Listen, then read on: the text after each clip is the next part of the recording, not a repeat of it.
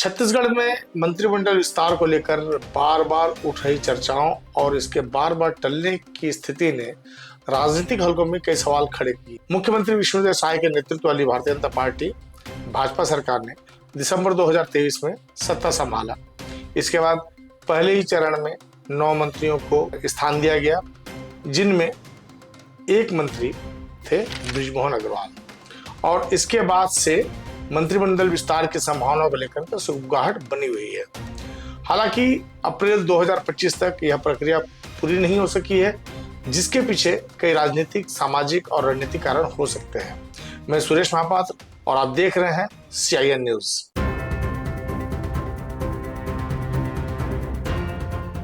छत्तीसगढ़ में मंत्रिमंडल विस्तार का बार बार टलना भाजपा के केंद्रीय नेतृत्व की रणनीति और स्थानीय नेताओं के बीच सहमति की कमी को दर्शाने लगा है।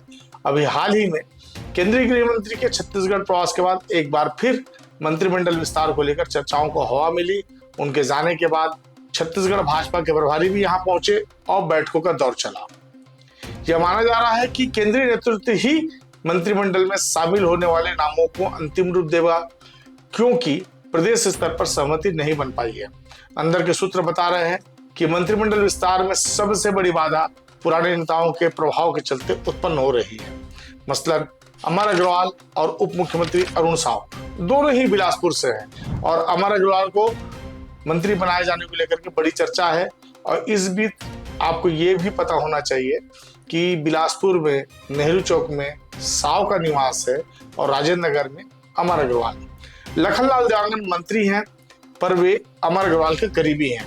हाल ही में नगरीय निकाय चुनाव में अधिकृत प्रत्याशी के खिलाफ खड़े उम्मीदवार की जीत पर लखनलाल देवांगन ने बधाई दे दी, तो यह पूरा मुद्दा तूल पकड़ते देर नहीं लगा। संगठन की ओर से मंत्री को नोटिस भी जारी कर दी गई। इस घटनाक्रम में पर्दे के पीछे उप मुख्यमंत्री अरुण साव के समर्थकों का भारी दबाव रहा। यह भी माना जा रहा है कि इस पूरे दबाव के पीछे उप मुख्यमंत्री अरुण साव भी शामिल रहे हैं। मंत्रिमंडल में जगह पाने के लिए पुराने नेताओं में होड़ है, जिसे छिपाने की कोशिश भले ही हो रही है, पर सही मायने में क्षेत्रीय नेताओं की महत्वाकांक्षाओं और केंद्रीय नेतृत्व की रणनीति के बीच संतुलन बनाना मुख्यमंत्री के लिए चुनौतीपूर्ण हो रहा है। स्थानीय नेताओं की महत्वाकांक्षा को देखें तो रायपुर जिले से बृजमोहन अग्रवाल मंत्री बने थे। इनके पास शिक्षा जैसा भारी भरकम विभाग भी था, पर उन्हें लोकसभा सीट से जीत हासिल हुई।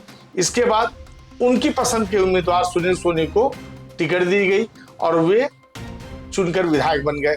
वे पूर्व महापौर रहे और फिर इसके बाद सांसद भी रहे। सुनील सोनी का राजनीतिक अनुभव भी बड़ा है, पर पीछे बृजमोहन अग्रवाल का भी वजन होने के कारण पुरंदर मिश्रा, राजेश मूणत के बीच त्रिकोण तैयार है। बस्तर से किरण सिंह देव, दुर्ग से गजेंद्र यादव, जिनकी RSS की पृष्ठभूमि है, बिलासपुर से अमर अग्रवाल, उनके भी पिता लखीराम अग्रवाल RSS के समय से हैं, बहुत पुराने नेता रहे हैं। और अमर अग्रवाल पहले 2 बार मंत्री भी रहे, वित्त मंत्री भी रहे और पूर्व विधायक पूर्व मंत्री अजय चंद्राकर मंत्रिमंडल में शामिल होने की दौड़ में हैं। इन नेताओं के बीच प्रतिस्पर्धा और क्षेत्रीय प्रतिनिधित्व को संतुलित करने की सबसे बड़ी चुनौती मंत्रिमंडल विस्तार में देरी का एक प्रमुख कारण है। छत्तीसगढ़ की राजनीति में जातिगत और क्षेत्रीय संतुलन हमेशा से महत्वपूर्ण रहा है। मंत्रिमंडल विस्तार में इस संतुलन को बनाए रखना भाजपा के लिए बड़ी चुनौती है। 2023 में जब मंत्रिमंडल का गठन हुआ, तब अन्य पिछड़ा वर्ग, अनुसूचित जनजाति, अनुसूचित जाति और सामान्य वर्ग के नेताओं को शामिल किया गया था। एकमात्र महिला मंत्री लक्ष्मी रजवाड़े इसमें शामिल की गई। वैसे भी छत्तीसगढ़ में इस समय मुख्यमंत्री के बाद या उससे कहीं ज्यादा महत्व विधानसभा अध्यक्ष डॉक्टर रमन सिंह का है।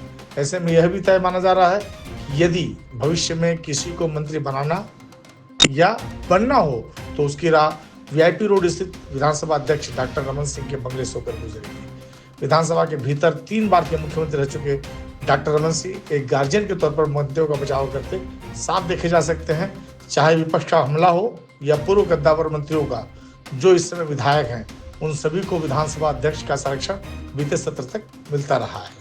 छत्तीसगढ़ में मंत्रिमंडल विस्तार पर लग रहा विराम भाजपा की आंतरिक राजनीति, जातिगत क्षेत्रीय संतुलन की जटिलता और रणनीतिक प्राथमिकताओं का परिणाम है। एक अनार 100 बीमार वाली कहावत चरितार्थ हो रही है।